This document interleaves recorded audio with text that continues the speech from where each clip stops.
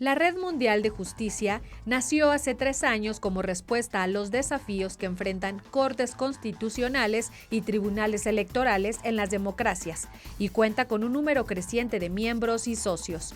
Es un espacio para tratar los retos que enfrentan las democracias y busca soluciones a problemas comunes e intercambio de mejores prácticas. En este año, tuvo lugar una primera transición del Consejo de Gobierno de la Red Mundial que presidía el Tribunal Electoral del Poder Judicial de la Federación y que ahora tendrá República Dominicana. Con esto, concluye un primer ciclo de la Red Mundial que ha sido encaminado por los esfuerzos del Tribunal Electoral del Poder Judicial de la Federación y pasa a ser una iniciativa que verdaderamente adquiera un compromiso y un liderazgo a nivel mundial de otros socios. En esta edición, intercambiaron experiencias en democracia y corrupción, mecanismos de representación, igualdad de condiciones y el reto de las nuevas tecnologías y su interacción en las elecciones. El fin último de este foro es el fortalecimiento de las democracias, con las y los mejores expertos y expertas para compartir, ya que en los ciclos electorales recientes se presencia una gran tensión social que se refleja en una polarización nunca antes vista en la historia de la democracia, misma que en algunos casos llega incluso a generar crisis política que atacan la estabilidad y gobernabilidad de países. Hoy en día se enfrenta una caída en la confianza de las instituciones electorales, por lo que es importante contar con trabajos como los de la Red Mundial Electoral, pues se requiere aprender entre los países miembros. ¿Cómo le va? Qué gusto. Yo soy Lucy Farías y les saludo desde Justicia Electoral a la Semana, un programa del Tribunal Electoral del Poder Judicial de la Federación. Gracias por acompañarnos. Hoy nos encontramos en la tercera plenaria de la Red Mundial de Justicia Electoral, trabajo que encabeza el Tribunal Electoral del Poder Judicial de la Federación. Y hoy un verdadero honor que nos acompañe Catalina Botero. Me parece que no existe otro espacio similar en el mundo en donde se encuentren las autoridades electorales, cortes constitucionales o consejos electorales o tribunales electorales de todas las regiones. Aquí hay personas de las autoridades electorales más importantes de África, de Asia-Pacífico, de Europa, por supuesto de América Latina. Entonces es un espacio muy novedoso y muy importante para deliberar sobre la democracia y sobre el papel de las autoridades electorales como árbitros del momento más álgido que tiene una democracia, que es el momento de las elecciones. El momento de las elecciones es un momento en donde se disputa el poder y hemos acordado que hay unos mecanismos institucionales para resolver esa disputa, que es el voto. Y es muy importante que el árbitro en esa disputa sea realmente independiente, sea imparcial, recoja los más altos estándares, y por eso es tan importante esta conferencia, porque de eso se habla. Se habla de cómo lograr satisfacer esos estándares más altos en materia de independencia, imparcialidad, de confiabilidad, digamos, de limpieza de los procesos electorales, digamos, desde el punto de vista del rol de las autoridades electorales. Y como te dije al inicio, no hay otro espacio para hablar de eso, así que yo francamente estoy muy halagada de haber sido invitada y poder participar. Bueno, pues nosotros somos los halagados sin duda, con especialistas como tú y de todo el mundo que nos visitan en nuestro país para darnos sus opiniones. Y tú has tocado un tema, estamos en un momento, tú dijiste, el tema electoral, las elecciones, la jornada electoral es el momento más álgido, ¿no? Pero a nivel mundial se está viviendo un momento álgido en la democracia y este tipo de reuniones son necesarias para analizar esos momentos que viven nuestras democracias, nuestros sistemas electorales. Sin duda. Cuando yo digo que las elecciones son el momento más álgido es porque es el momento en donde se disputa de manera razonable en cánones, dentro de marcos institucionales, dentro de los cánones democráticos, el poder. ¿Quién va a ejercer el poder en el Ejecutivo, en el Legislativo, en los distintos niveles territoriales? Ese momento, digamos, es consustancia, es lo que hace que seamos un Estado democrático, pero no por eso deja de ser una disputa importante. Pero hay otras que se están manifestando, sobre todo en América Latina en los últimos meses, que están relacionados con la protesta social. Y si bien la protesta social es un derecho absolutamente indispensable y protegido por las constituciones, y además es un derecho disruptivo, es un derecho que supone que hay otros derechos que se van a ver afectados, y si creemos en una democracia tenemos que entender que eso es así, pues también es cierto que se han producido algunos hechos de violencia que no son menores, en algunos países no son típicos, hay otros en donde las formas de violencia a veces aparecen en esos contextos de manifestaciones. En algunos de los países donde se han producido ciertos hechos de violencia son atípicos, y yo creo que eso hay que estudiarlo, porque lo que no puede pasar es que venga una contrapropuesta para limitar la protesta social de manera completamente inadecuada, desproporcionada. Tenemos que ver cómo logramos atajar los hechos más violentos sin desconocer el derecho de la gente a pronunciarse por esas otras vías distintas a las vías electorales, como salir a la calle, protestar, hacer cacerolazos, etcétera. Y aquí en esta red mundial, déjeme comentarles, se ha hablado de corrupción, se ha hablado de representatividad, se ha hablado de acceso a justicia igualitario, se han hablado de muchos temas, pero yo creo que este que estamos tocando en este momento no está exento, y en las mesas chicas y en los cafés y en todos lados se habla de lo que hay que hacer desde las autoridades electorales. Catalina, ¿qué es lo que se tiene que hacer? Pues en algunos casos la protesta social ha estado generada en, por ejemplo, desigualdades económicas que ya son visibles y son insoportables para una parte de la población, pero en otros casos ha estado generada en enormes dudas sobre el proceso electoral. Y ahí las autoridades electorales tienen un rol fundamental que jugar, porque son el árbitro. Si hay una autoridad electoral que es confiable, en el que la gente cree, con procesos que se pueden verificar con auditorías externas, si se ha aceptado la veeduría de las misiones de observación electoral, pues ese proceso difícil de la elección, ese proceso en donde se disputa el poder, va a ser en todo caso un proceso, digamos, más aceptado por la mayoría de la sociedad. Lo que ha pasado en algunos países es que el árbitro no ha ejercido la función de árbitro, no ha sabido ejercer esa función de árbitro. ¿Perdió autonomía? Perdió autonomía, perdió independencia, se enfrentó con hechos que le generaron, digamos, un enorme desafío y no tenía las herramientas. Hay distintos escenarios y circunstancias que han hecho que el árbitro pierda credibilidad en algunos países, y eso desata enormes protestas que se resuelven de dos maneras. O se acepta que la protesta es un derecho legítimo y se revisa el procedimiento y se aceptan las auditorías en serio, y si hay dudas, pues se vuelven a realizar las elecciones, o sacan al ejército a la calle y lo que hay es una masacre y luego un silenciamiento de la gente. Pero todo esto se puede, por miedo, digamos, todo esto se puede controlar, se puede manejar, se puede administrar, más bien sería la palabra, si el árbitro, si las autoridades electorales ejercen de manera responsable y adecuada su misión, lo cual no es fácil, porque en algunos países los gobiernos no quieren que eso pase. Entonces, pues sí, exige carácter y exige estándares, exige saber qué hay que hacer en cada momento, y por eso son tan importantes estas reuniones, porque en estas reuniones se habla de estándares. Y que cuando hablamos de estándares, ¿cómo encontramos a Colombia, a tu país? ¿Cómo va avanzando en el tema electoral? ¿Qué pasos ha dado importantes que nosotros tengamos que observar? Pues mira, después del proceso de paz en Colombia, por ejemplo, una cosa que no es menor, claro, se produjeron las primeras elecciones, digamos, pacíficas en todo el país. La primera vez que no quemaron puestos electorales, que ninguna persona resultó muerta. O sea, el proceso de paz trajo una esperanza y un ambiente en el que fue posible realizar elecciones pacíficas.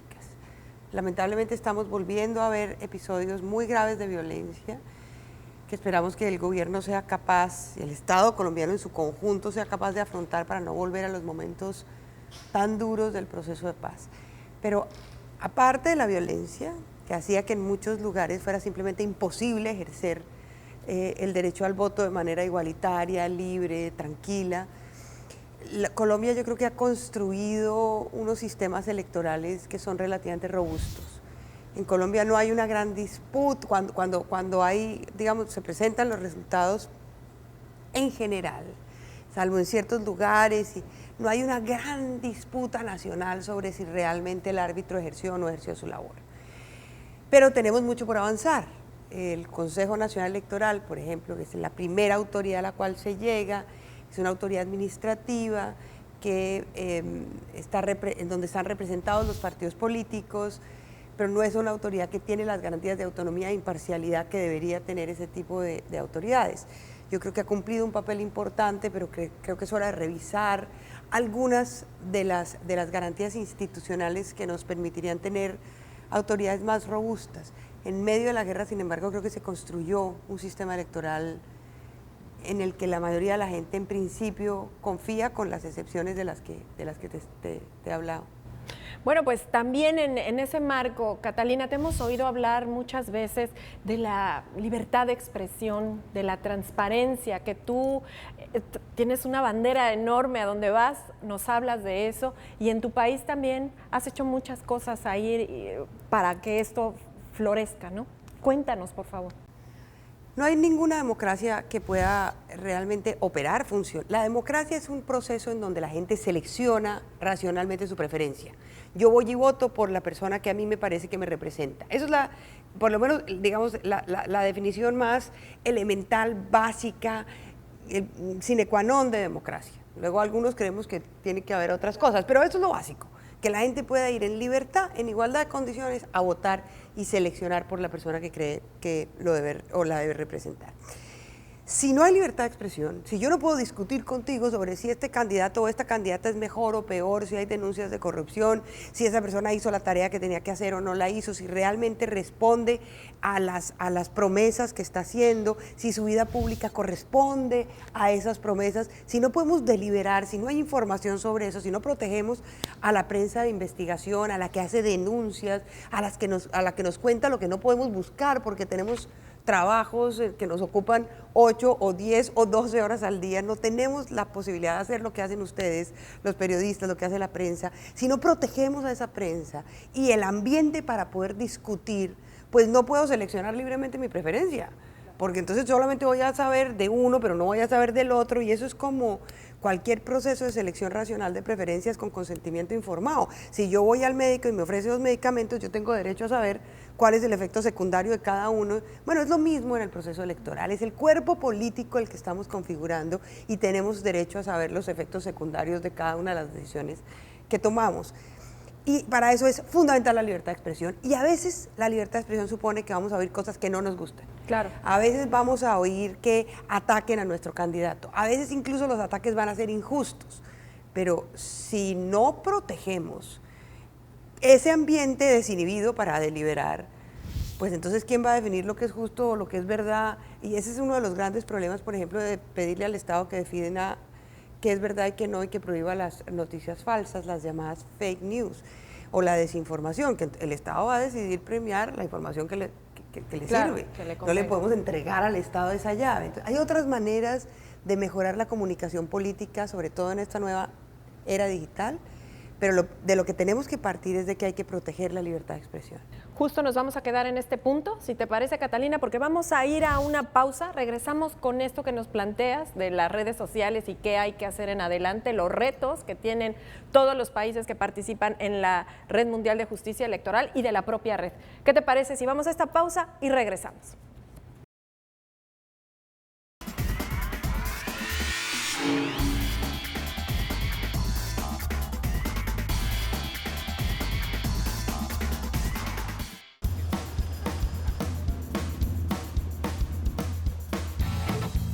Mucho tráfico, ¿verdad? Sí, joven, muchísimo. ¿Va a la escuela o qué? No, pero debería en lugar de estar aquí en el tráfico. ¿Le puedes subir al radio, por favor? La Escuela Judicial Electoral se adapta a tus necesidades. Por eso te ofrecemos cursos gratuitos en línea para que los puedas tomar desde tu computadora o celular. Para más información, visita www.te.gov.mx/eje. Tribunal Electoral del Poder Judicial de la Federación.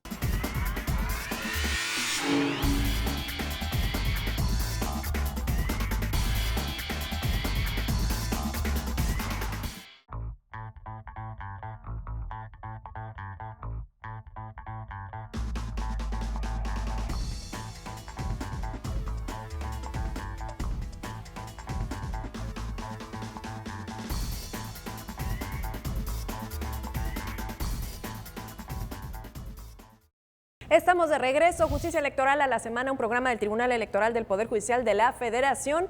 Nos acompaña Catalina Botero y estamos hablando en el marco de esta Red Mundial de Justicia Electoral, la tercera plenaria. El tema de la tecnología la dejamos pendiente en el otro bloque. Después de la libertad de expresión brincamos a la tecnología.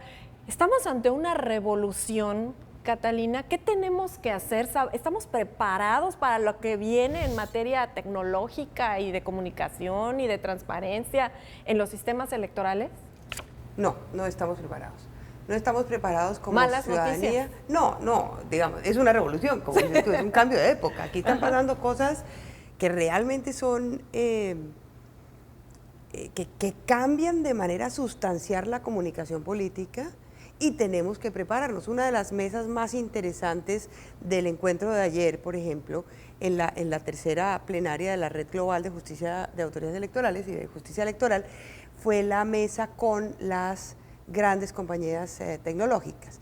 Estaba Twitter, estaba Facebook, estaba Instagram, pero también estaba la OEA, que tiene su mandato hacer observación electoral, estaba IFEX, digamos, había organizaciones de la sociedad civil, la Comisión Federal Electoral de los Estados Unidos, organizaciones de la sociedad civil y las grandes compañías tecnológicas conversando en un taller de trabajo con las autoridades electorales sobre cómo afrontar los grandes desafíos que supone la comunicación política en la era digital. Porque ¿qué tenemos? Tenemos que, claro que antes existía desinformación y había mentiras, pero es que ahora se expanden a toda velocidad con una dimensión nunca antes vista. Entonces la pregunta es, ¿qué hacemos frente a eso? Porque si a mí me llega una información de mi candidato, un video, en el cual yo veo a mi candidato decir algo con lo que yo no estoy de acuerdo, o veo a mi candidata decir algo con lo que no estoy de acuerdo, pues ya no voy a votar por esa persona. Claro. Y resulta que esos los deepfakes, que son videos en donde por manipulación parecería que esa persona estuviera diciendo algo que no está diciendo. Entonces, ¿cómo saber si eso es verdad o es mentira?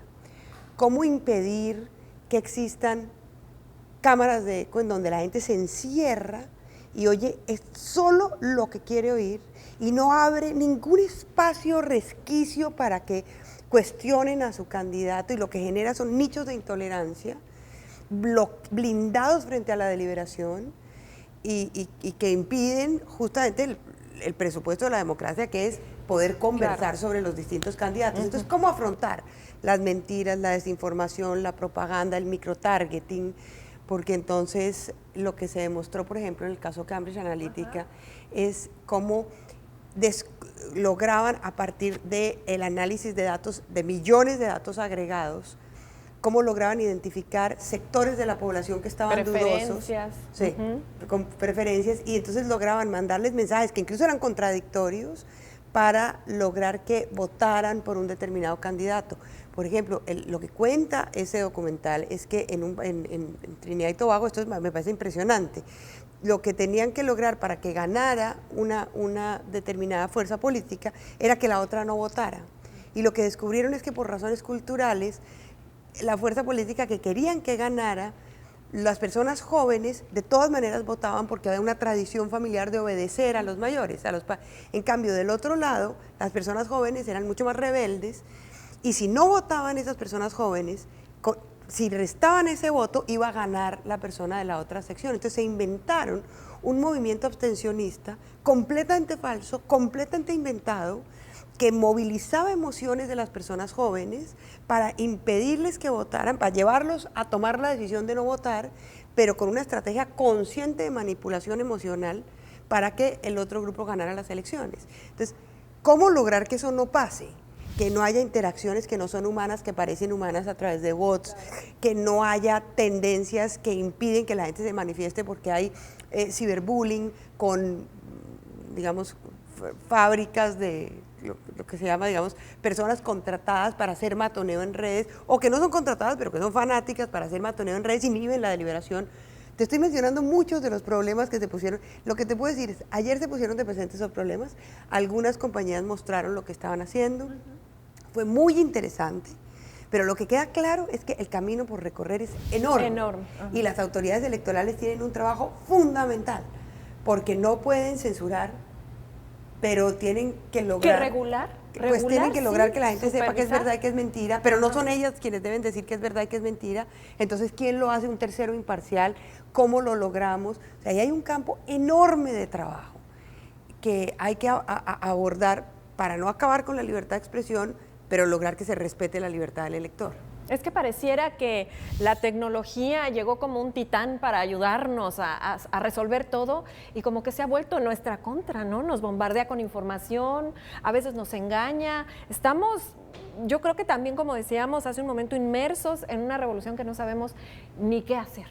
¿Qué opinas, Catalina? Pienso que tiene unas enormes virtudes. Hay países de la región, por ejemplo, en los que los medios están totalmente capturados por el Estado. Venezuela es un país en donde eso pasa. Las redes sociales son el único escape que tiene la gente para poderse informar de manera relativamente objetiva sobre lo que está pasando. O sea, las redes sociales permiten agregar, hacer, digamos, acciones colectivas de grupos que estaban tradicionalmente marginados, que no tenían cómo conectarse, pero al mismo tiempo tienen esos efectos que tú estás mencionando. Entonces, la gran pregunta es, ¿cómo logramos afrontar esos desafíos?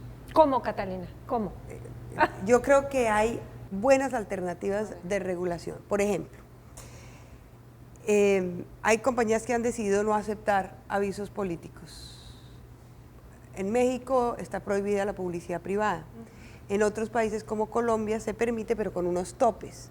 Pero hay países como Estados Unidos en donde no hay tope. Una persona que tiene mucho dinero puede invertir billones de dólares en campañas publicitarias sin tope por una sentencia de la Corte Suprema de los Estados Unidos. Dice que tiene que haber transparencia, total transparencia, pero no hay tope. Tú imagínate esa plata circulando en Internet sin ningún control. No. Sin que nadie sepa por qué le llega el aviso, quién pagó el aviso. ¿De dónde salió? Entonces, algunas compañías han tomado la decisión de que no se puede comprar publicidad si no hay una persona detrás identificada. Hay otras que simplemente han dicho, nosotros renunciamos a los avisos publicitarios pagados. De todas maneras hay desafíos porque alguien puede esconder un aviso publicitario como si fuera un aviso comercial, pero bueno, ya es un avance importante que por lo menos esas compañías tengan esos remedios. Claro. Yo creo que hay compañías que han dicho, miren, no podemos sacar cierta información, pero podemos poner una bandera o un letrero que dice, esta información está en disputa, o incluso más allá, esta información ha sido declarada falsa por un organismo independiente, claro, como los organismos de fact-checking. Una alerta, pero que sea absolutamente visible, que dice esta información está en disputa, o según el network no sé qué, esta información es falsa. O sea, hay cosas que se pueden hacer, ayer estuvimos hablando de eso, pero hay que hacerlas con un enorme cuidado, porque sí hay que hacerlas, pero hay que tener cuidado de no afectar la libertad de expresión, de no entregarle al Estado el poder de censurar. Entonces todo esto tiene que ser tailor-made, tiene que ser hecho caso a caso, con mucho cuidado, pero hay que hacerlo pronto. Y la única manera de hacerlo es invitar a todo el mundo a la mesa. Claro, y como hoy, ¿no? Como han invitado el Tribunal Electoral, exacto, la Red Mundial. A todas las organizaciones, a las grandes compañías, pero también a autoridades electorales que han afrontado el tema, pero también a organizaciones de la sociedad civil que ven los riesgos, las virtudes, pero también los riesgos de lo que está pasando en la comunicación política desbordada. Y fue una gran conversación. Pues yo creo, Catalina, que en el marco de todo lo que has escuchado el día de hoy, en los trabajos anteriores, en la Red Mundial, ¿nos puedes dar un mensaje a quienes estamos participando de esta Red Mundial de Justicia Electoral como a manera de conclusión? ¿Qué vamos a hacer? ¿Qué tenemos que hacer? ¿Cómo estamos avanzando? Yo creo que México ha avanzado mucho en crear la red, con además una cláusula democrática,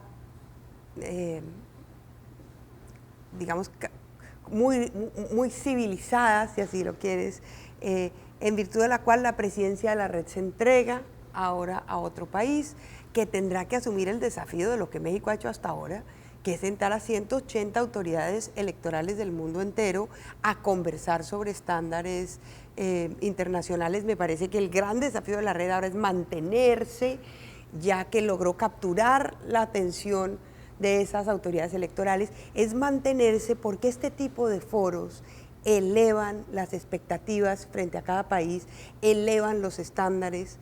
no es tan fácil venir a sentarse en un foro como este si uno ha aceptado que se roben las elecciones en un país, si es una autoridad electoral que no tiene ninguna garantía de imparcialidad y sabe que está siendo cuestionada. Pues no es tan fácil venir a hablar de democracia, de corrupción, de mecanismos de regulación para generar, digamos, mayor limpieza en los procesos electorales. Y este tipo de foros generan eso, generan un lugar en donde no solo se habla de las buenas prácticas y de lo que hay que hacer, sino además un espacio en donde nos reconocemos y reconocemos la importancia de lo que cada uno de nosotros hace desde su propio campo, y eso nos da una dignidad que nos permite defender, a veces con enormes dificultades, porque hay autoridades electorales que lo tienen que hacer con enormes dificultades, pues el papel de árbitros en cada uno de sus países. Así que el gran desafío es mantener la red con la nueva presidencia y lograr que realmente esto se siga manteniendo como un espacio serio de deliberación sobre los asuntos que nos importan a todos los que creemos en la democracia. Así es, Catalina, y no quiero despedir este programa, nos queda un minuto porque tú abordaste el tema también de democracia y corrupción. Danos ahí pistas, porque ya lo hizo Bruno Brandao, ya nos dijo como por dónde podemos caminar, no estamos indefensos y menos si nos unimos como países, si estamos todos juntos contra la corrupción en el planeta entero. Entonces, danos esa pequeña conclusión de esa mesa en la que tú estuviste pues moderando y tienes el termómetro perfecto. Pues mira, lo que muestran todos los datos, sin excepción, todos los informes y los barómetros que se han hecho, es que a menor integridad del proceso electoral, mayor corrupción en el ejercicio del poder. Cuando los procesos electorales tienen mayor integridad y se garantiza que realmente es un proceso libre, participativo, entonces las personas que se eligen le responden a su electorado, pero no llegan a robar, no llegan a entregarle recursos a terceros amigos, no llegan, digamos, a utilizar el Estado en beneficio propio.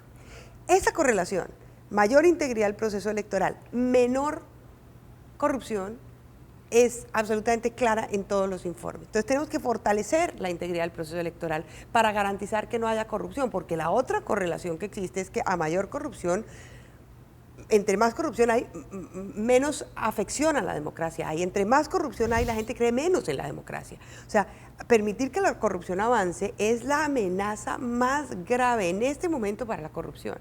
Es un tema álgido en todos los barómetros, en todos los estudios, en todas las encuestas sobre democracia. El tema, digamos, que muestra que la gente ha dejado de creer en la democracia, el tema que explica de alguna manera por qué eso ha pasado, es el tema de la corrupción.